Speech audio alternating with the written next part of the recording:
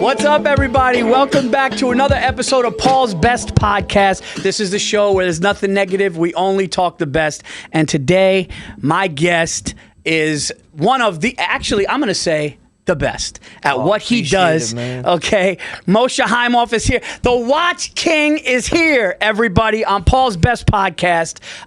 Thank you so much for being here, dude. Thank you for having me, bro. Dude, people were just like, when you do watches, you got to get this guy. When you do watches, you got to get this guy. I'm flattered. Yeah, it's Thank like, you. Listen, there are people that do sneakers, there are people that do fashion, but there are people that do watches, and you are the Watch King, man, and it's sick. And you told me before we started to say, you've been doing this thing for 16 years? Yeah, March 2009. I ended up in the street by accident, but yeah, March 2009. What do you mean? I'm not educated, right? We grew up Orthodox, Hasidic. I was born in a household like that, so we're not educated. We don't only know the Bible and stuff. So Sure. 22, I had no job. I went to the street, and then I fell in love with the job, with flipping watches. It was a legit accident. How does that start? By accident? So I needed a job. I was 22. I needed a job. I didn't know what I was doing. And I went to 47th Street because what an uneducated Jewish guy, what does he do? Either barbers or watchmakers or jewelers, whatever the fuck you want to call it. So I went to 47th Street to get a job. And then my boy Gabby asked me if I have a couple of dollars, he'll start teaching me the watch business. And that's what happened. Okay. I bought a watch for $11,000, sold it for $800 in literally 30 minutes. And I was like, I'm not doing anything else. This is it? This is it. Wow, you got the bug right away. You got the itch? Yeah, I got the itch. I was like, you know what? That's what I want to do. My dream was to be a doctor. That's my dream. I want to be a plastic surgeon, you know? Yeah. Hotter women look hotter, whatever the hell it is. But that was my dream. And then we couldn't go to college because my dad wouldn't allow us to go to college. It's against the Hasidic religion. So this is my second option. I love it. That's all. So before we get into all the best watches and stuff, which we're obviously going to do, do you? So obviously you're based in New York, and people could find you there. But 9 blocks from here. 9 blocks. But do you travel? Like, you go to LA, and is the same thing, or is it more like they come to you here? Oh yeah. So I started doing wholesale. So I lived in Hong Kong for 8 years. What? Yes, I lived in Hong Kong for 8 years till COVID. So probably a little less than 8 years. It was 2014 till 2020. So that's 6-7 years. And I still go now anyway. But I lived there, let's say, for 7 years. Okay? I built my business there. I started buying there because China is the hub of the watch market. They decide. Is that right? Yeah. What? How many billions of people are there? I don't even know. Yeah. They control the market. They control everything else, unfortunately. But that's what they do. So I would buy there, sell here, and keep on doing it. So I lived there 2 weeks, came home 2 weeks, lived there 2 weeks, came home 2 weeks, right? And that's what I did. And I started doing B2B. So I would sell like from wholesaler to wholesale. I would sell to the stores downstairs on 47th Street. I would be upstairs. I would just buy, I would sell, get paid, go back and do it again all over. Live there for 2 weeks, buy again, ship it here, and then do it all over again. What? So you were basically doing that every 2 weeks on an airplane? Yeah. Till today. I still do it till today. Oh my! So what was a bit like Hong Kong? It must have been like. Oh, it's beautiful. It's New York City. New York City, just busier. Barely people speak English on one side. On the other side is all British people. So it's New York City. Was the food incredible? Yeah. In some places were incredible. In some places it smelled like ass. Like here. Like here. Not here. It's your home. At least you don't care, right? But Hong Kong is incredible. Incredible. I saw you did something. I saw you said something that I thought was very interesting. How because when I told people I was going to talk to you, they were like, "Oh, he's got rules. He's got rules when you come in, and he'll tell you." So I got interested. I'm like, "What do you mean rules?" Like, because look, for me, it's like I tell people things about stand-up comedy that they didn't know, but I don't know shit like that. So like, there's rules when you come into my store right now. There's like somebody said, but you said something to somebody which I loved. You were teaching somebody the best way to negotiate. Correct. And I heard you say, and I thought it was very interesting. I thought it was very smart too. It was a brilliant thing where you go, if you come in with the watch, you have a Rolex or something, and you want $13K for it, right? You said, don't come in here and go, hey, here's my Rolex. What can you give me for it? Correct. You said you want them to say what they want. Now, like, what does that do? Rule number one in my store is your watch, your price. Okay. It's your watch, it's your price. For example, you want to sell me the watch you're wearing. You know exactly how much you want for it. Correct? You know in your brain more or less how much you want for it. Before I walk in, I have a number. You have a number. Yeah, I have a number. When people tell me I don't know, I start say, okay, so if the watch were 20K, I'll say I want to offer you 7,000. Right? I'll be like, no, I want also you have a price. All right? So you have a price. Right. So I always say don't negotiate against yourself. Let's say you want to sell me a watch that's worth 20K, 13,000, and I'll tell you it's worth 16. I'm negotiating against myself because maybe you'll give it to me for 13. Right. So that's always been ruled by me. You walk in, you tell me you don't have a price, there's the door, and have a nice day. Have you done that? But like, and you've really sent people out? Yeah, of course. I've sent people out. The most time I send people out, somebody comes in and asks me for a watch on the window. How much is it? I'll say 13,000. He pulls out a watch, says, you want to buy the same one for 13? I tell him, here's the door, get the fuck out of here. Oh, wow. Don't do that shit. What do you think, I work for free? Right. I'm 13, it costs me probably 12.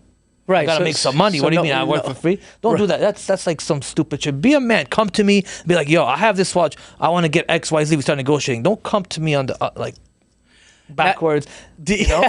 That's awesome. Will you ever not hurt your deal, but has a watch ever come in that you loved so much, like that you love so much that you'll kind of bend a little bit? So I'll tell you a story. I love that. Right away, you just go, I'll tell you a story. Yeah. We have a salesman named Danny. I love that kid.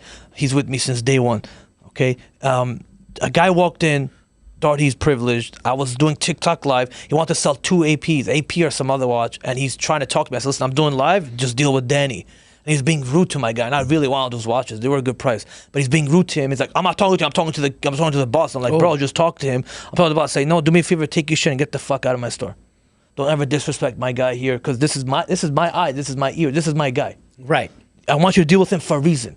Right. He works, he gets commission from everything he buys or sells. I want to help him. If you're gonna be disrespectful to me, I'll throw you out. I don't care what you have.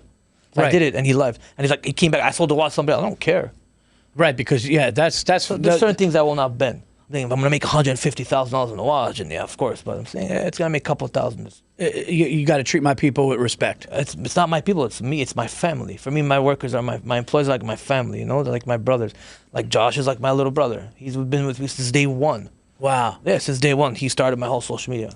He's the one who guided me, told me what to do. So he's like my little brother. We were together, 2.5 years every single day, right? Well, you're doing good, Josh. Whatever you're doing, you're doing good. No, I've noticed that when I go down there, and I got like I was telling you before we started recording, my father got diamonds down there. I got diamonds down there. I do notice that it is a family. When you go into a place like that, everybody has everybody's back. Everybody can speak for everybody. And what I notice, which is different, is, you know, sometimes you go to a place and one person goes, "Hey, come here. I'll do it different." But like, it seemed like everybody's on the same page. Yeah, yes and no. Yes and no. So there's people who come ask me and they're like, "Oh, he doesn't work here anymore." Really? Yeah. Not on 47th Street. Oh, okay. Not my people. They're looking for you. A guy comes, where's watching on Instagram? I can't. Oh, he doesn't work here anymore. He moved upstairs. He's not here. What do you need? We'll sell it to you. Oh, okay. So it's close with just the people that are your people. It's a cutthroat business, bro. It's a Wild West. It's not like you've been there. Is there like beefs? Yeah. Is there like where like you on somebody a block away is talking shit about you guys? Yeah. And The guy next to you is talking shit about you. They'll fight with you for a customer out of nowhere. I'll always be like, just keep the customer. It's fine. You know what that made me think of, Moshe? It made me think of Uncut Gems. Yeah. Was that some real stuff? A lot of it is almost real. I mean, a lot of it's outplayed, but a lot of it's almost really real. Like, the hustle and bustle and how it's crazy. You'll walk down the street, 30 people will call you to their store. Right? Come here, we buy. The guy grabbed you, come to this store. Like, so I do the opposite. I tell the customer, don't buy. I'll educate you. I'll tell you what to buy. I tell them, go home, think about it, because I'm here for the next 10 years. I'm not going anywhere. If you feel comfortable enough to buy, you come back. If not, it wasn't meant to be. That's so smart. Yeah. It's almost like the pretty girl. Yeah. It's like the pretty girl at the club. You're like, everybody's after her. I'm not even going to look at her. It's going to make her crazy. Why is he not looking at me? Well, yeah. Well, he walked away. Yeah. Everybody else was sweating. Yeah, exactly. So could you go listen? Because you know your product. Exactly. You know your product, and you know the quality you give. Exactly. So go. Because that's funny you said. I'm gonna be here. Exactly. I'm gonna be here. And also, I want the customer to feel like he got educated. Like I taught him something. That's my main goal, is to teach the customer what he's buying. Right. So he's comfortable. Because usually they go, they get banged out. Especially celebrities, when they go, they get banged down. They're sick of it. Yeah. I have a lot of hate on 47 because what I do is I tell people not to buy stuff. They come for me, I want an iced out watch. Don't buy it. Imagine you tell somebody coming into your store, don't buy this bag. Yeah. It's not for you. Or don't buy this sneaker. Yeah. You're gonna lose your shirt when you sell it. That's what I do. I have it Yeah. for the guy who doesn't care. But if you care and you tell me I want to watch it, I can tomorrow sell and not lose my shirt, maybe lose $1,000. Be like, don't buy diamonds. Don't buy iced out. Buy this. This has the chance to go up tomorrow. This doesn't. This will kill you in the future. This gives you 30% on your money. That's what I do. And that's why some people don't like that. They hate me, but it's okay. I don't want them. I want the customers to love me. I don't care about the competition. Yeah, no, that's amazing, man. That makes a lot of sense. Okay, guys, before we continue with the podcast, I just want to announce some stand-up comedy dates I have on December 12th. I will be in Newtown, Connecticut at the Edmond Town Hall Theater, Friday night, December 12th. Then, New Year's Eve, December 31st, I will be at the Great Comedy Connection in Providence, Rhode Island for 2 shows. And then going into 2026 on January 8th, the Washington, D.C. Improv. And then Valentine's Day weekend, February 12th to the 14th, I will be at the Great Side Splitters Comedy Club in Tampa, Florida. And now let's get back to the podcast. You said something that I think happens a lot also with real estate and other things with celebrities, right? Yeah. They take advantage because they're celebrities. So whether it's a house, whether it's they'll pay, right? Oh, any number they'll pay. And I do the opposite. Yes. I don't even want to make money on you. Just, we're like family. It's fine. I'll make money on somebody else, or I'll make a couple. Or you know what I do? What I do is to the big timer, I say, this is my cost. How much you let me make? Whatever you say, I'll make. Wow. So I'll put the ball in your court. Wow. You come into my store, I like you. Like, you know what? Here's my cost. This is my tag. This is my divided. My cost is $12,000. How much you want to give me profit? You tell me 12.5, I say okay. You'll tell me cost, I'll say okay.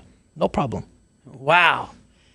That's brilliant, dude. It happened with one big guy. I'm not gonna say his name. He bought an AP for me. It was like a frosted. My cost was $330. I told him, listen, we were sitting at a basketball game. He's like, I want to buy this watch. And I'm like, look, here's the watch.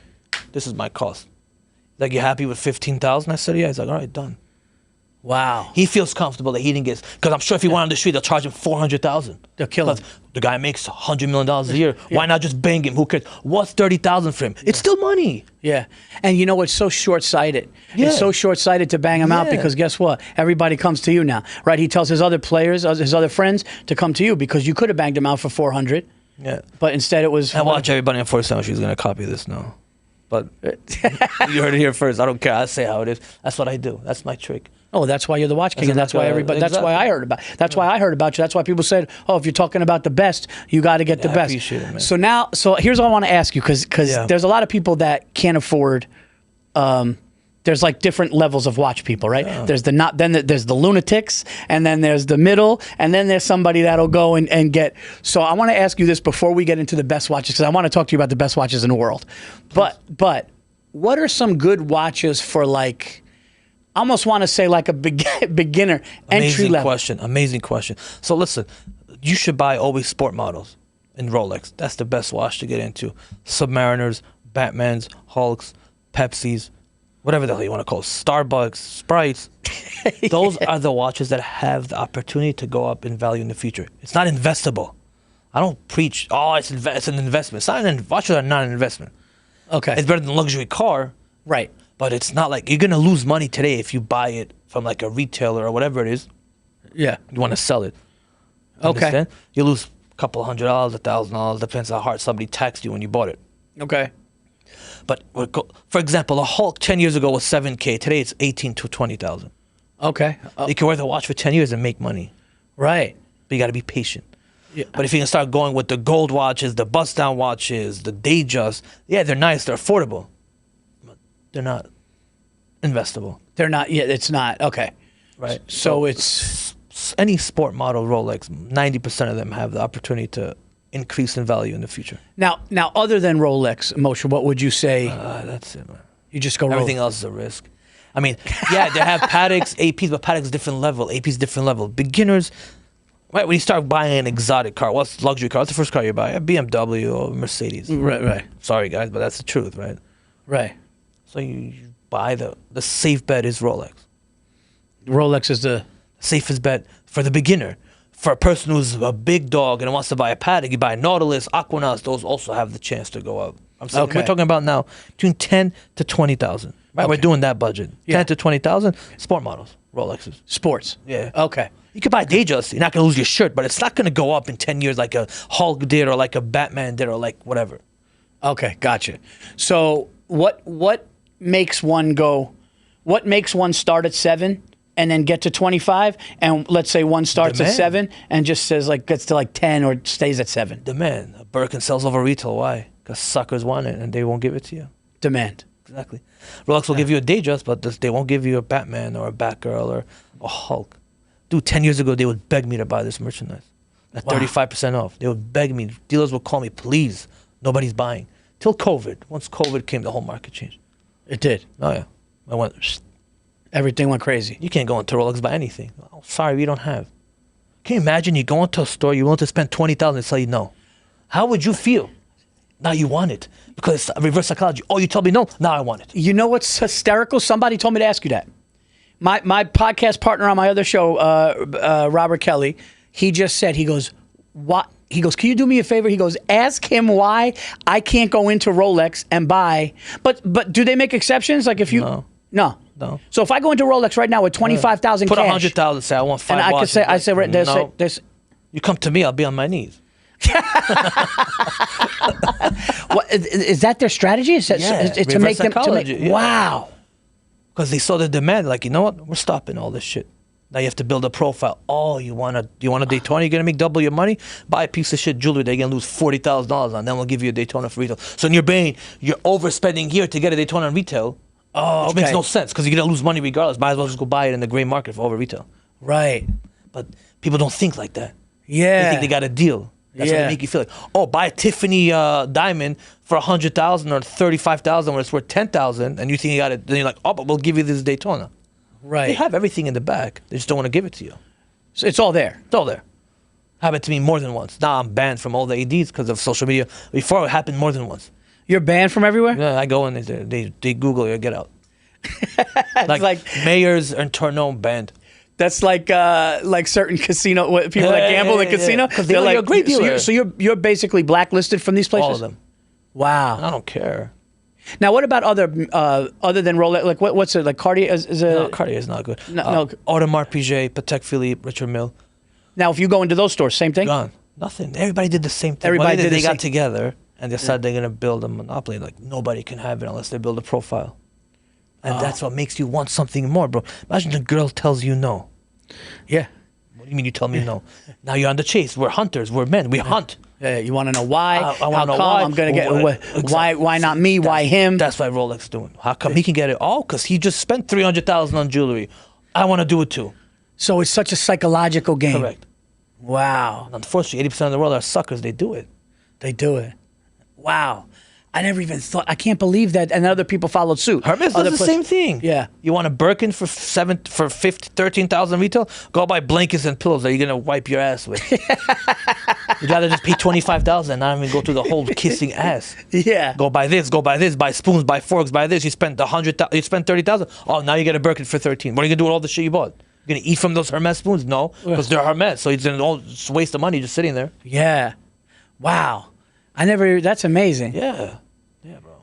Dude. My whole goal, what I do is educate. I love to educate, to teach somebody. I always tell people, oh, I'm going to go to Rolex. I said, go. They'll bang you harder than me.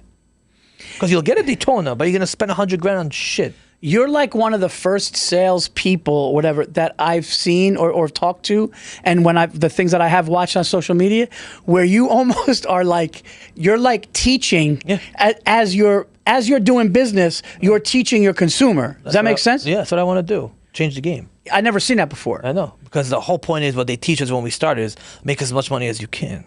Get what you can take. Yeah. Mine is not take. I want to give. And when you give, then you'll get back. See, that's the difference. That's how I know it. I'm a living proof. That's the difference. We went from nothing 2.5 years ago. Once me and Josh started social media, now we have a retail store. We're trying to open everywhere, and we're still making money. We're not chazers, you know. Of course. We're not putting 10. You know, my dad told me when I started the video, he said, "Listen to me, son. You put 10 fingers in your mouth, you're gonna choke. Try to fit 10 fingers in your mouth. You can't. 5 is enough. 5 will fit. Put 5, and that's it." Yeah. The problem is by us, they want to put 10 and 10. The problem is they want to make you bleed. The customer's gonna bleed today. He's never coming back to you tomorrow. I don't care who it is. Dude, that's like the greatest. I gotta quote that. That's fucking brilliant. What, the 10 fingers in your mouth? No, what you just said. If they bleed today, they're not coming back tomorrow. They're not coming back. I promise you. Because how many celebrities I spoke to since social media started, they told me I'm sick and tired of getting banged out by these Because of who I am, And I or love yeah. what you do, and they won't follow you because they don't, but it's fine. But as long as they watch, they see what you do. Yeah. They tell me all the time. Yeah. All the time. I go to basketball games for that reason. All right, that's why Yeah. I market our brand. That's how I met Pete. That's how I met a lot of these people. They tell me, Yeah. yo, I love what you do, and thank you for educating. And because we're sick and tired of getting, not even forget this, every customer. Yeah. Yeah. Today, a lady asked me, I want to buy a coat for my husband on Instagram. You know what I told her? LOL, please don't buy that watch. She's like, my husband wants it. No problem. First, I say no. I explained to her why not. If you still want it, I'll sell it to you. Yeah, of course. And tomorrow, if you come back and you're going to lose money, at least I did the right thing. Yeah, yeah, yeah. And I told you not to buy. So you can't tell me you screwed Well, me. I did my part. You did your part. I told you not to do it, but then some people are just so they have to do it. I have rappers coming in. I don't care. I want that bust down shit. I want to shine in the club, and I don't care what I lose. Okay, no problem. But at least I did my due diligence, and I told you. Educated you. And you do all you want. Yeah. Go to a doctor. He tells you you have this. Do you want to go treat yourself or not? That's your problem. Right. Same thing. Yeah. Wow, man, this is so cool. This is fascinating shit. All right, so now let's get into the best. Yeah, go ahead. I want to talk about the best. Okay, so in your opinion, since you've been doing this, okay, I'll break it down like this. I'll do an example like this. So I'm really big into sneakers, right? Yeah. I love sneakers. So I see all these like sneaker cons and all these different things where people hand in their Jordans. I have a lot of Jordans. I'm representing my Knicks here today. I'm a diehard Knicks fan, although it broke my heart. They always do. I told my son from the beginning. I said, son, Yeah. your dad's a Knicks fan. You're gonna be a Knicks fan, but remember, they're gonna break our hearts. It's like you think you climax and they're gone. You said something before we started here when I first met you, and you were like, my son gets crazy. And I was telling you, like, I was in the city, I was performing, I was on stage, but they had the Knick game in the green room. So, like, in between sets, I'm, like, watching the game, and my wife goes, your son can't do this anymore. It was last year we were in the playoffs against the 76ers and we're winning by 20. We're winning by I think we were winning by 6 or 7 points with 20 seconds left. We lost, and he just screamed. My son's screaming, "Mother!" And by the way, he's 15 at the time. Motherfucker! And he's a quiet, great athlete, great student, nice kid, respectful to teachers, everything. But with the Knicks, motherfucker, and he went into his bedroom and he slammed the door. And my wife said everything on his walls came off. And she goes, Paul, he needs to figure this shit out or he can't watch Knick games anymore. And I'm like, well, he's kind of learning what it's like. That's what it is, man. He's kind of learning. Remember the 90s, we were heartbroken in the finals with John Starks missing that shot and all this stuff. We were up 3-2. Remember against Houston when Jordan was probably in the... Oh, my God. Yeah. So going to, with the sneaker thing, right? So somebody will come in and all of a sudden the guy opens the box. And he's like, all right, this is a vintage pair, Jordan 3, white cement, something like that. And the guy's like, I'm going to offer you this, I'm going to offer you that. So when it comes to watches, Moshe, what would you say when you get, because you've seen everything so much, and you've been in Hong Kong, you've been here, so you've seen everything. But what are the ones where you go, holy fuck, that is like, or if you had to pick, if I had to say pick, and if you can explain, 3 watches, right? If you could pick 3 watches that are absolute tops and undeniable, will hold their worth, right? Will hold all of the what would you say? And beautiful and amazing. Hold their worth, I can't tell. I'm not a fortune teller. My top 3 favorite watches are RM2702, which is about like... Well, for somebody that doesn't understand, like what it's is... a Richard Mille. It's about 1.4 million, I think. Or I can't afford it. So that's my dream. Because stuff I can't afford, I'll admit. I can't afford it. And this is a Richard Mille. Oh, okay. So it's a watch. It's a brand. It's the hottest brand. Richard Mille. Richard Mille. Yeah, I'm wearing it right now. Richard Mille. This watch is $350K. You never imagine it's that much money. Right? This watch. Yeah, it looks like a. Yeah, feel it. It's like, feel how light it is. This watch is $350,000. Wow. Yeah, it's fucking plastic, bro. Yeah. So now, Look at this shit. It's okay. plastic. So let me ask you something. If that is plastic and not, what makes that? Branding. Really? Brand. Yeah, all the big times where Richard Mille. Fuck. All the rappers, all the celebrities, all the F1 drivers, all the tennis athletes. So what he did is he named his watches after athletes. Rafa Nadal, Bubba Watson, right? Felipe Massa, race car drivers. He's smart. He made them wear it, market it. People saw it. It was I go to the gym with this watch. I never take it. I go to the gym. I work out. I play ball. Nothing happens. What? Yeah. So you said is the Richard Mille? Which one is 2702. It's It's up there. In the, 27 Richard Mille 2702 is $1.4 million. Probably about that. I didn't buy one. I can't afford it, so I don't touch what I can't afford. At least I admit it, right? People try to stunt. I can't afford it. 1 point. Then there's AP. AP makes a perpetual calendar blue dial. We call it the Blueberry. It's beautiful. It's $440,000 now. They call it the Blueberry? Yeah, I can't afford it. I still love that watch, and that's what's one of my favorite watches, which is in retails like probably 100K. They're selling it for like 440,000. Oh, good luck getting one, right? You can't get. You one. said AP. Audemars Piguet, yeah, AP. Then there's a Patek. The grill of Patek is like the 6300s and stuff, where it's like $3-4 million, but that's already like FU money, which I'm not even going to talk about because it's like a dream.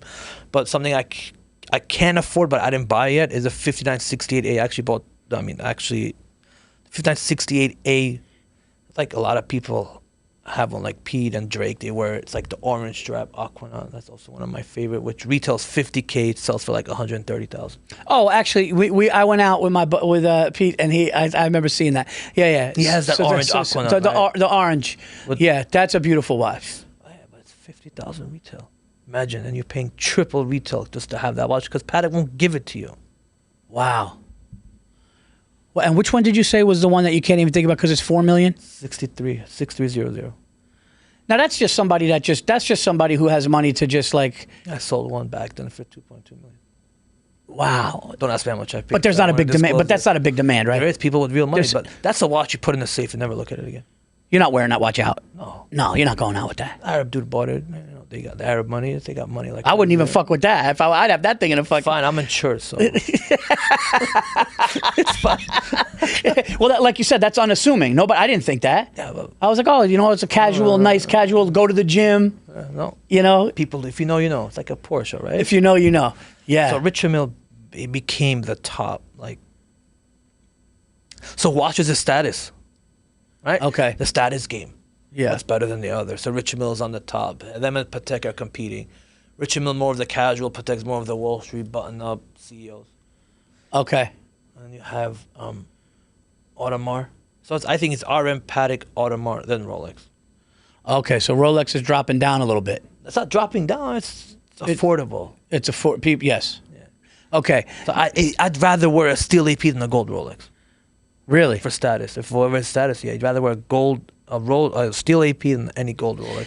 That's to me. Yeah. I might be wrong. That's me. I'm giving again. It's my personal opinion. Yeah. Now, my personal thing is I always just go with look. I don't care about status. Right? Sneakers is more both. For me, sneakers is both. Sneakers is look, but also there's something about being in the game of sneakers and having nice Jordans. And I've developed a thing with my fans where when I'm on stage and they announce me, they look at me and then they look down. And then people will go, "Hey man, I was in the front with you. I saw those Jordan white cements." Because that's I love that. But a watch to me, I like it to go with an outfit. I like it to look good. Yeah. I like a gold sleek look sometimes. I do love the I don't know the name of it, so forgive me, but the gold all gold Rolex, but with the white face. I mean, they make Daytonas. Yeah, maybe it was a so I want to get into that too. Daytonas. It depends what you like. That's fine, bro. Let me ask you this question, because you said the out of all of those levels, the Rolex is probably the most affordable for people that want to have a nice watch. What are the best Rolexes that aren't sport? That's not a sport. Just like a timeless classic piece that's always Datejust. What is it? 41 millimeter Datejust. Okay. It's like everybody has one. Yeah. Like the first beginner watch that you get as a gift for your bar mitzvah for this, you get a Datejust. And it's timeless. It's like your first car. Okay. Honda, Toyota, people have. On 4th Street today, people are driving BMWs at 18. But so when I grew up, my first car was a Nissan Altima, and I felt like I was on top of the world. Everybody driving old ass, like, you know? Yeah. I drove a 2001 Altima. I thought I was the shit.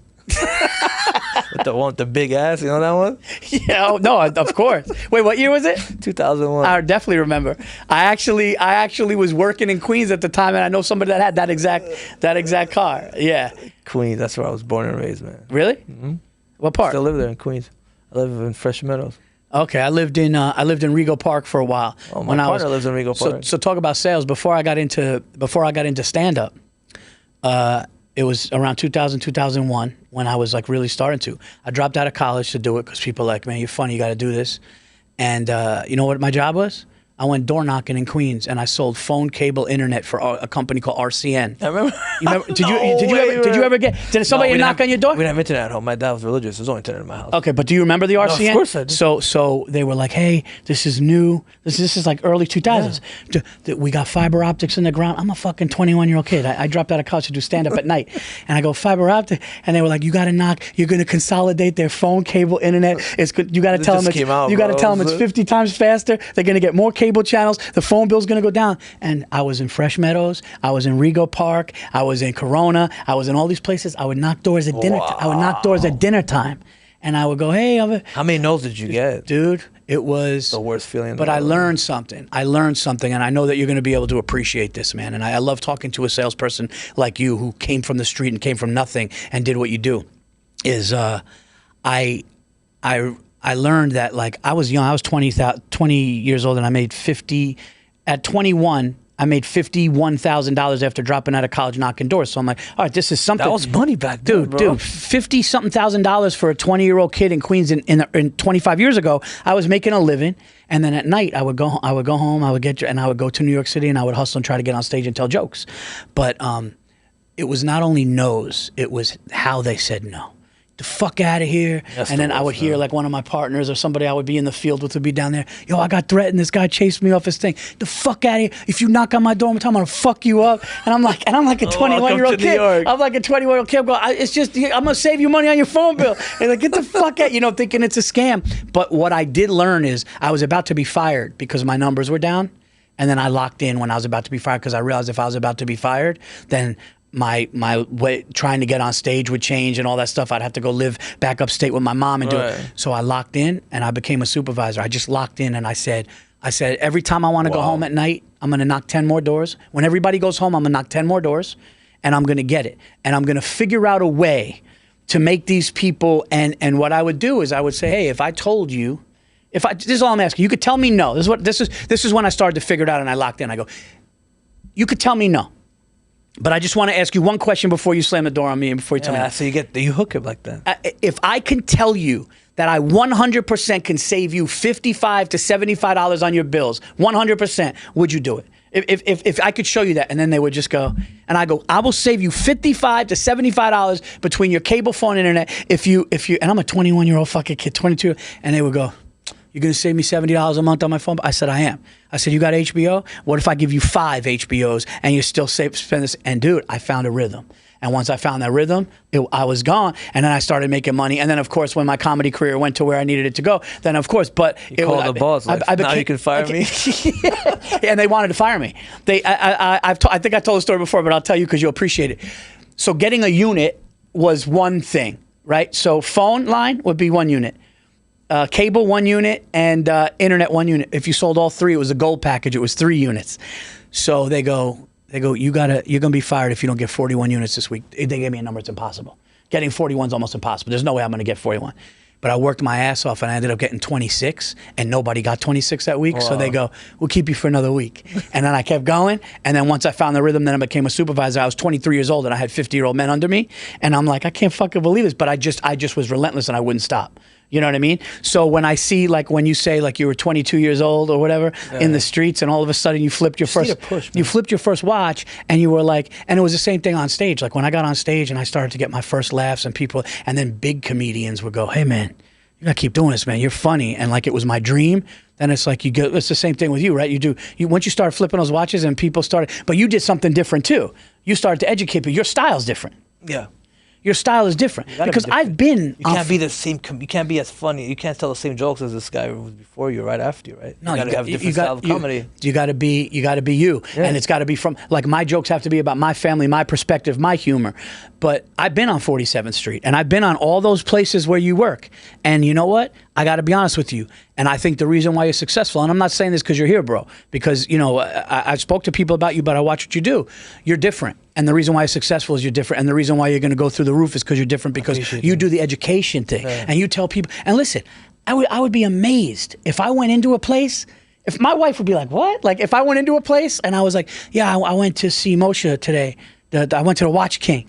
And I told him that I wanted to, and he said, no, you know what, go home and think about it before you spend that money on this watch. Yeah. She would be like, all right, well, let's go back to him because everybody else is going to go, give me the, whatever, I'm just making up a number. Give me the 13, give me the 14,000. I want the 14,000. And you're going, nah, you know what? I don't want it. I don't want it. That doesn't make sense. Go home and think about it. Now I want to deal with you. 8 out of 10 come back. That's crazy. That's crazy. 8 out of 10 will come back. 2 won't, which is fine. That means they weren't ready. But if somebody's ready, 8 out of 10 will come back. So success rate is there. People just want to be heard. That's all. The customer wants to be heard. He wants to feel like they're not buying the product. They're buying you. Yeah. They're buying your trust. They trust you. Yeah.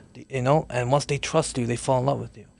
How many athletes, like there's athletes that you deal with or people that love, you know, rappers, athletes, people like that love jewelry that, you know, so I talked about it in my stand-up hour that I did for Netflix, where my dad is like Sicilian, over the top. Jewelry's my father's life. My father will talk to you. If you and my father sat down, you would talk watches and diamonds for fucking 19 hours. Man. He can't, you know, he's got the, you know, the hairy chest. Yeah. You know, he's got the hairy chest with the big chains. And he goes, you know, I don't go for this rap. I said, and he goes, I don't go for this rap shit, you know, but I'll tell you what. He goes, those rappers, he goes, they know their jewelry. He goes, my father would like watch rap videos to see the thing. But how many of them rappers, athletes, whatever, will tell their friends? They all tell their friends, right? Yeah. And they come to you. I mean, if they could, they come. Some don't. Some do. It's up to them. I won't push them to come. I have celebrities who follow me. I won't DM, hey, you want to come to my store? I have something. Right. If he wants to come to me, he'll ask me. I'll ask, you know, if I make a comment on one of his posts, maybe he'll ask me or whatever. But I don't push. People don't like to be pushed. Right? You don't want to go into a store. So, you want it? How much you want to try it on? You want to buy? You want to be like, yo. I actually, you know, it's funny you said that, Moch, because I hate that. Yeah. I hate when I go into a store, especially, and I'll go into a sneaker store.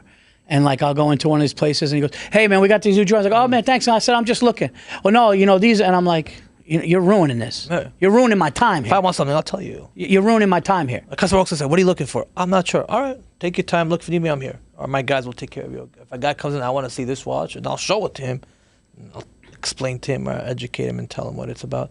And I'll do this also with the customer. Like, it's like, oh, I'm going to shop around. I said, no, you should shop around. And anywhere you find it cheaper, I'll give you $1,000 off their price. Wow. That's how confident I am that they can't beat my price. So I always make him go hunt, then he'll come back. Yeah. And you know he's coming back, right? Yeah, and if he comes back, I won't say, oh, now that you left, so buy us on 47, they think, oh, you left, you come back, the price is higher now. Because they get butthurt. I say my offer is the same for 10 years. I mean, as long as the market is stable, that's the same offer. It's such a shitty sales tactic to go, hey man, if you leave, but when you come back, it's going to be more. I always hated that too. When they go, you know what they do? They always go, I can't guarantee. Yeah, I can't guarantee when you come back. I can't guarantee when you come back because things change. I would never go back to those people. Exactly. Yeah. I had two couples come from Detroit, and they came just to talk. They didn't want to buy nothing. I don't care. People come to social media every day, and I don't force them. Like, we have to buy it. No. Come say hi. Come say where you're from. Tell me what you do. Tell me why you love why you watch us, and blah blah blah. They came. They're like, you know, we were walking up and down the street looking for you, and people were forcing us to buy stuff, and I don't want to buy nothing. Then they were buying two necklaces and a bunch of jewelry for me. Yeah. I didn't even force them. Like, oh, we like this. How much? Said, oh, don't worry, it's not for you. Like, you know, it's fine. No, how much? Let's make a flip, and I made an experience out of it. And you know what? Wait, what do you mean a flip? We flipped a coin. Because they do that in the sneaker thing. You'll do that? Yeah, well, we invented it on 47th Street, bro. Is that right? Yeah. We invented it 3 years ago on 47th Street. Now everybody copies what we do. Wait a minute, dude. Yeah, now I'm fucking... No, now... Tell all the sneaker guys we invented it on 47th Street. Dude, this is nuts because my stupid little thing at night to wind me down is I watch the videos of like SneakerCon. That's what we do. And the guy goes, all right, I'll give you a 400, 700 flip. We did that. We started that. You started that? So I believe it was me and Moses who started that. A friend of mine. Uh-huh. I would be upstairs and he would like, yo, let's flip a coin for your price, my price. And then it became a hit. And I started doing it on social media. He started doing it and everybody does it. But 47th Street is the founder of the coin flips. I think the craziest one I saw in sneaker world, I think it was 2000 flip. I lost $100,000 on a flip. What? Yeah, David Dobrik. You know the YouTuber David Dobrik? Yeah. I watched the video. What? 100K. I lost. That's the difference. Sneakers will be like 2,000. Yes, We lose 2,000 3 times a day. Yeah, I was gonna say like a sneaker flip. A sneaker flip is a couple thousand. He sees. He records 100. 8 out of 10. I lose. I don't care. I want to lose. I pray to lose. Besides the 100K, I pray to lose the 1,000, 2,000. Fucking guy. I don't care. Yeah. Because the customer will come back to me. Feels like he's a winner. Yeah. Now, I lose my profit. And it's fine. Sometimes I'll sell for cost. You're happy. You're coming back. That's what I want.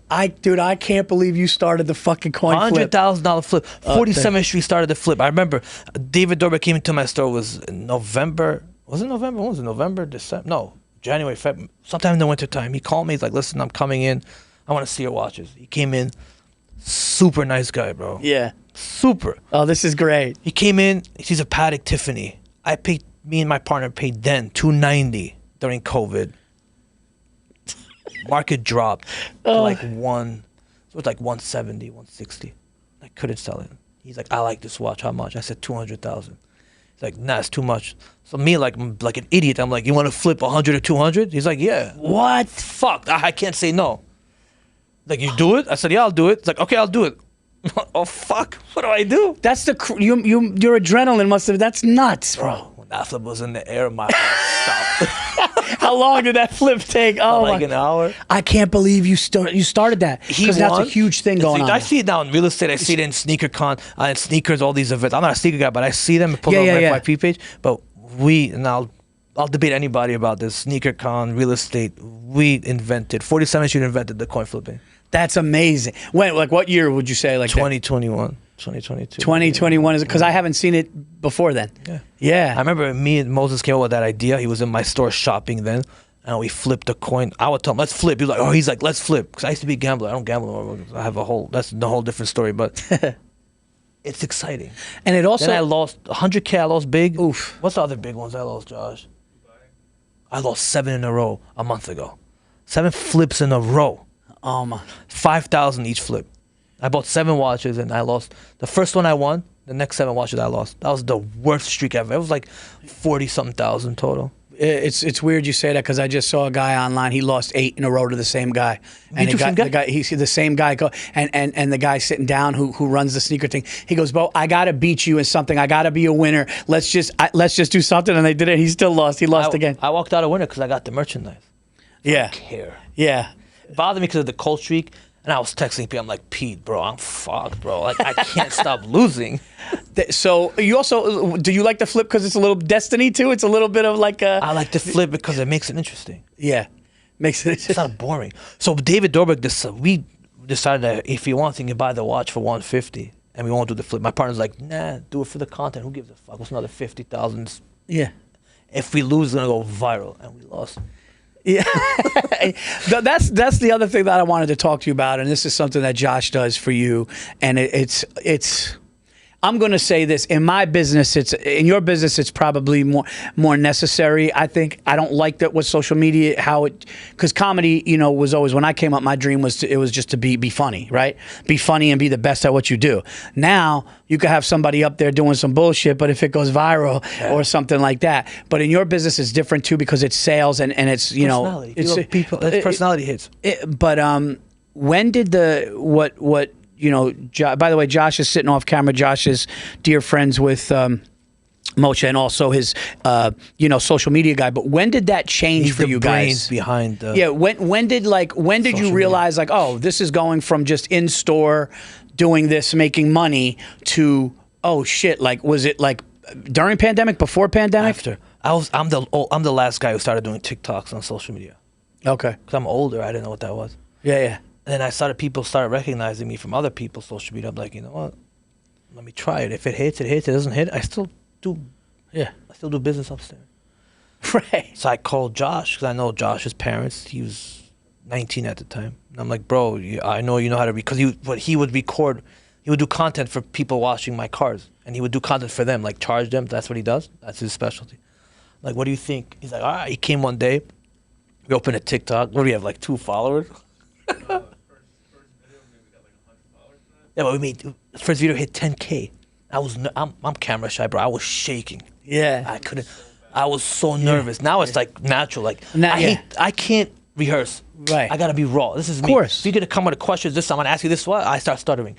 I like to be raw. I like to act myself. Sometimes I act stupid, sometimes I don't, but people resonate to me because I'm stupid sometimes I'm smart, sometimes I'm funny, whatever. Yeah. First video did 10K. I said, Josh, we're on to something. Come again tomorrow. He's supposed to come once a week. He came again. No, first of all, it was twice a week, right? Then he came, and then when it hit, we had one video go viral, like 1 million views. I'm like, you know what, dude, we're golden. Yeah. It's done. Boom. Yeah. And people started coming. Oh, let me see you. Let me see. We had a little store like this in the back in the booth. We're paying $2,000. Now we got our own private store, whatever. But so the social media just made Changed my whole business. Yeah. So instead of selling B2B, right, business to business, I'll sell the same watch to the customer like I sell to the dealer. If I'll sell a dealer who has to make money selling to you a watch for $14,000, I'd rather sell it to you. Right. So I stopped my wholesale operation. No wholesale. You or the guy on 47th who needs the watch for his customer will get the same price. That's great. I'd rather give it to you. Right. Because if you might sell it and make money, then you'll come back to me again. Right. So I stopped the whole wholesale operation, zero. If the guy needs it on call, well, then no problem. The same price I give to you, I'm giving to the wholesaler. Yeah. What was the first video you guys did? Like, what was the one that got like your 100 views? Like what? So like when you said come down, what did you? What did you do? It was just a sale? No, it was negotiating live on camera. Just a live negotiation. Live. And I say, no, I'm gonna do the coin flips there. That's what we did. And it took off, and that's fucking awesome. It took off, and it started going and going and going and going and going. It's crazy. I mean, social media changed my life. What? Yeah. And I use it for the better. Some people use it to hate. I use it to love. I always preach people love each other. Yeah. No matter where you're from, who you are, and always helps. You have to help each other. Positive, like you say, positive, always positive. That's what this show is about, and it's about because it's easy to be negative, right? It's easy. We could sit here and talk about fucked up shit. We could talk about people that hate. We could talk about shit, but it's like that's not nothing. Nothing that way moves up. I love hate though. It keeps me going. When I go on live and people hate me. People hate you. That what drives you, right? I take an ice cream at night. I go on live every night. TikTok live. I take a sound. All right, guys, start hating, and I just watch it like a movie. And it makes the next day I get up and say, I'm gonna prove everybody. I'm gonna do it again. I'll prove everybody wrong. Yeah. I'll do it again. And I'll do it again. And they hate more, and I'll do it again. Yeah. It keeps me going. Everybody gives me compliments. Like, okay, I'm already there. No. Hate on me. Tell me I'm like this. Fine. Do you get hate from your own community? Yeah, and I get hate for being where I'm from and whatever. So. And yeah, well, that's an unfortunate thing going on now. But like, people don't like your. Do people in your? I guess you'd say your peers. They don't like your tactics. No, they tell him, and he tells me everything. So Josh is the one who gets all. They have no balls to come to me. They go to Josh, and then Josh called me like, "Yo, you heard what happened with this guy and that guy?" Because they'll tell him everything. They have no balls to tell it to me, and they'll tell him, "Oh, your Moshe is like this, and Moshe is like that, and Moshe is like this, or he's not doing right. He's educating too much, or whatnot." Too bad, guys. I'm going to educate till the day I die. That's what I'm here for. That's who you are, right? I want to educate people. Yeah. Can you imagine a comedian comes to you and asks you for help? You're going to educate him, right? 100%. Somebody helped you. I love to help. I would say like, I would say Bill Burr was the one to really take me under his wing. Oh. I opened for Bill Bill was on the show, and Bill saw me in 2005. And we became friends in 2007, and he saw something in me that he was just like, man, there's something about you I want to work, and I opened for Bill for a long time, and he helped me. He took me under his wing. He helped me. I opened for Bill Burr, Madison Square Garden, all these different things. So when I see young comics that open for me, I never want to be preachy, but I want to tell them. I want to tell them like, hey, make sure you don't get taken advantage, because this is how you could be taken advantage of. Make sure you show up on time, and make sure you don't show up to your gigs drunk. And make sure you treat the staff, the lowest part staff, the lowest of the staff. If you're in a comedy club and you walk through the kitchen and the dishwasher's there and the dishwasher smiles at you, you don't walk past them because there's a fucking dishwasher. You go, hey man, thanks. Hope you guys had a great weekend. Yeah, I did. You're the man. Like you guys, I had such a great time. You got your everything you did made my crowd better tonight. Thank you guys. And you know what? And I tell young comics that, and it seems like that's what you're doing in your thing. But you're gonna get hit. But what'll happen if I know it's cutthroat, so you'll have like a competitor of yours. Will a competitor of yours fuck you out of a deal even for like $500 just because they don't want you to get it? Yeah. Yeah. They can't though. And then you. They try, but they can't. I swear love they that. can't. They I can't. love. But can't. that fucking answer and confidence. Do you see what he did? He goes, "Yeah, but they can't." It was such a. I have the secret sauce. Yeah. Now they're all going. Now they all go to Hong Kong when I'm already done. I already retired. But now everybody goes to try to do what I did 10 years ago. What I've been doing for the past 10 years. Right. Now this business is a copycat business. They'll see what you do. They see you're successful. They're gonna come after you. But again, if I'm buying a watch from you as a wholesaler, me and you have a relationship. So no matter who comes to you, you'd rather sell to me because you like me more. It's all about liking somebody. Of course. You'll sell to me for $500 less, but you like me. We have a relationship. We work so much together. We trust each other. And sell to this guy's going to offer you People come to my guys. I'll give you more money. Don't sell to them. Like, no, we don't care. They'll call me like, yo, this is your boy. Look what he's doing. Nobody's my boy. Right. Right. Very few friends I have. Yeah, yeah. Close friends. After work, nobody's my boy. Yeah. Nobody.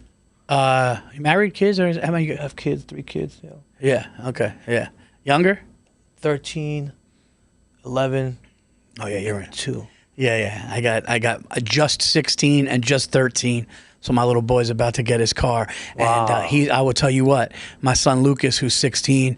He's a phenomenal. He's a basketball player in the high school. He's one of the top players in varsity. He's a baller and taller, short like you? No, he's Is he over 5'8"? No, yeah, both of his grandfathers, thank God, are 6 feet. So right now he's almost 5'10". But dude, he dunked the other day, and he's the biggest Jalen Brunson fan you ever meet in your life. NBA today, you had to be 5'8" plus when you make it. It's not like back in the day where we grew up. No, we grew up. Yeah, you saw like men. 1 or 2 of them.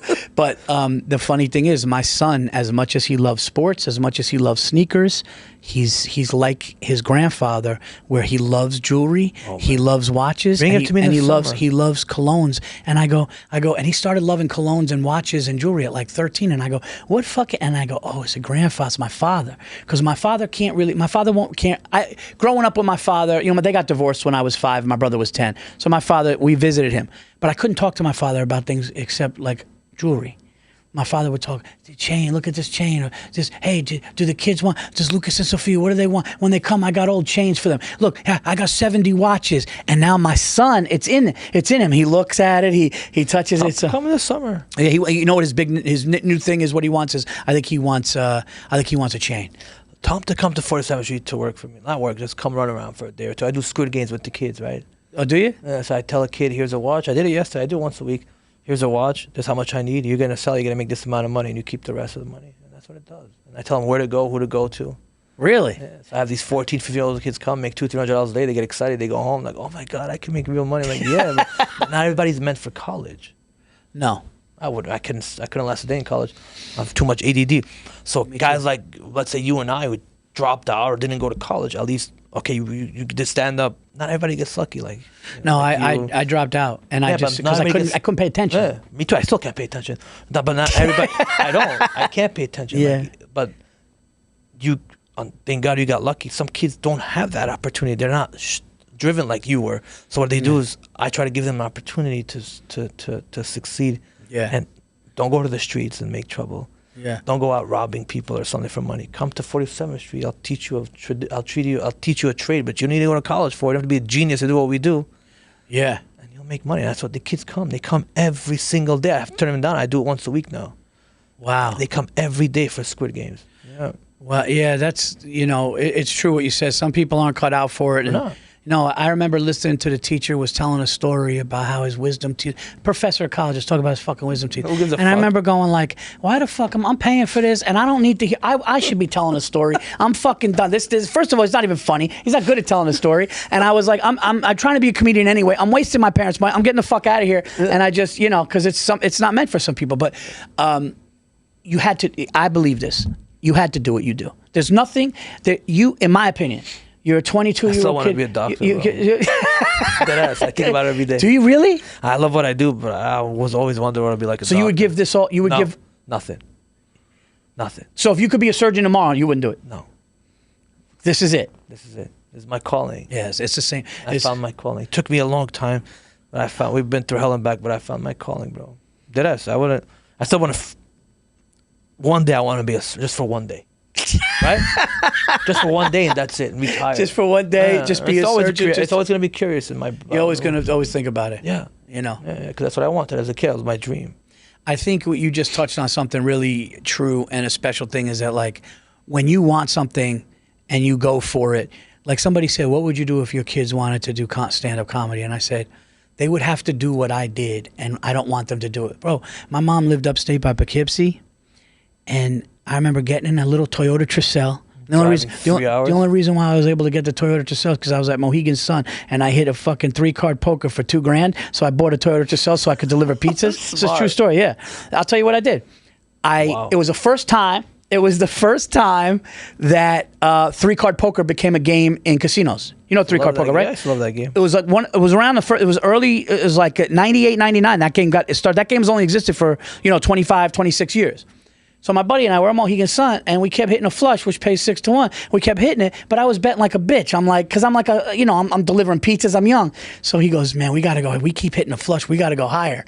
So I go, all right, man, all I could do is 50. So I put 50 down, and I look at the cards, and I got queen. I got queen, king, ace of diamonds. And I just look at him, and I go, buddy, I go, like, it didn't register at first. I go, dude, I think I got a royal full, And he's like, really? All of a sudden, oh, everybody at the table claps. They give me the black chips. They give me 2,000. So what I did was I gave the kid who was my friend sitting next to me 100 just for sitting next to me. And I gave the kid who drove 100. And then I took 100 to go to roulette. And I lost that, so I ended up leaving with the 17 or whatever. I put it in my pocket. And my friend goes, how can you leave now? He goes, that's right when I would be taking my... I said, no. That's when you leave. I said, I need a car. I need a car. Fuck that. I got a Toyota Tercel. I was delivering pizzas, but I was able to drive from upstate to go to New York City. But the only rooms that would put me on when I started, Pete will tell you this, and would be the urban rooms, the black rooms. So they would go, okay, you think you're funny? You get in 5 minutes, you're not getting paid. 250, urban black audience members. If you're not funny, you're gonna get booed. So I would drive up there. I remember parking my car. You were nervous? In Harlem, nervous as shit, scared shit, but I had to do it. And I went on stage. I'm like, yo, man, this white boy, this Italian's funny, And all of a sudden, so I kept doing it. But I don't want my kids to do it. Unless you love it like that, I don't want them to go through the driving, the no money, the angst and stuff. But it's like sometimes you get your calling. You get your calling. I mean, you're right. I don't want my kids to go through it too, but sometimes they need to. Like, my son's gonna come in the summertime. He's 13. He's gonna work for me. Is he? Yeah. Does he got that? What you got? No, I didn't have it. Also, 47th Street changed me. I came in there a shy 22-year-old kid. It changed you, huh? Yeah, it became crazy. I mean, I was quiet. I was shy. I was to myself. I was reserved. I'm still shy. Yeah. Yeah, but you seem like you got that. Like when you walked in and I saw you, I was like instant, and that's why, because our mutual friend Pete, he goes, oh, you're gonna love this fucker. He goes, this guy, you're gonna love this, Pete Davidson. Yeah, shout out Pete Davidson. He did all this. But he was like, oh, you're gonna love this guy. So before we get out of here, let me just ask you I want to ask you 2 questions before we get out of here. What's the best advice you would give to somebody that wants to go and buy a nice watch, maybe, and what's the best advice you could give them to not make mistakes? Ask as many questions as you want. Don't be scared. Ask till you're comfortable. And don't buy first time out? You could if you're comfortable, you know what you're buying. Right. But always you buy the seller. You don't buy the product. Did I say correctly? I'm uneducated. So you buy the guy who's selling you the watch, basically. Yeah. You don't buy the watch itself. You buy from somebody you trust. So tomorrow something goes wrong, he's always going to be there for you. Okay. And what would you say to somebody? Last question. And I know you don't probably deal with these people a lot, but I have to ask this question because I have people that aren't into watches.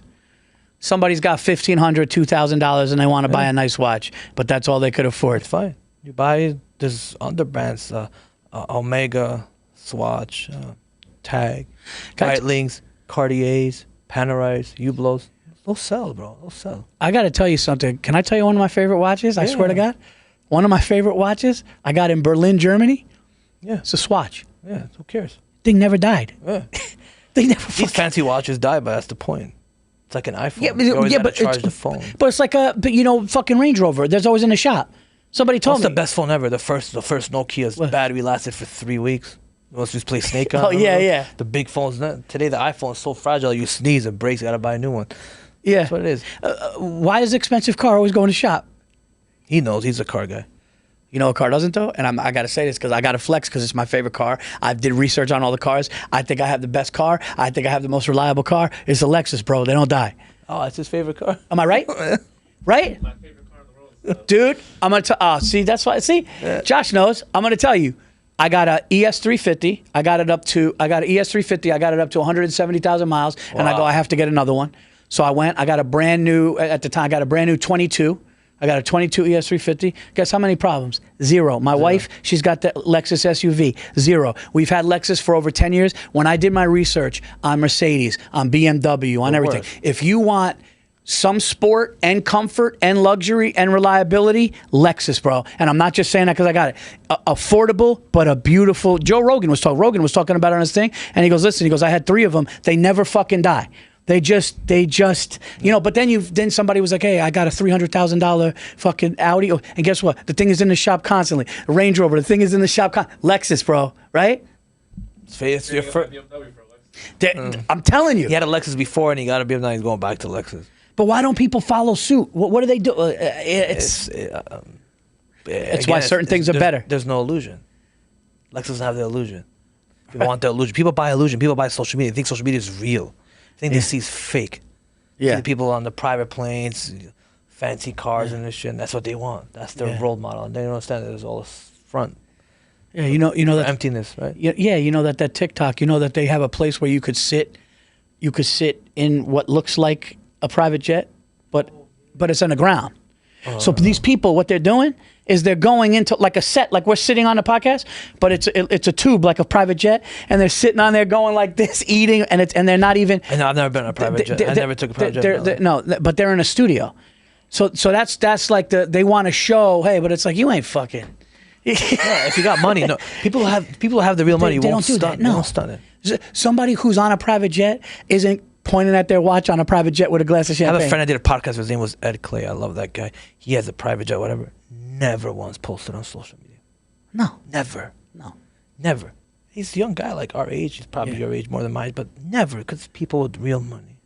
Yeah. Won't stunt. People with real money don't. But we got to stunt. That's our business. We flashy as fuck. Yeah. Now, jewelry, I'm flashy as fuck, but that's what you got to wear what you sell. You got to believe in what you sell. Well, the reason why you're as successful as you are, I could tell in a second, is because of who you are and how you handle your business. Appreciate it, bro. Thank you so much. Thank you for having me, bro. Oh, dude, Moshe Haimov, right?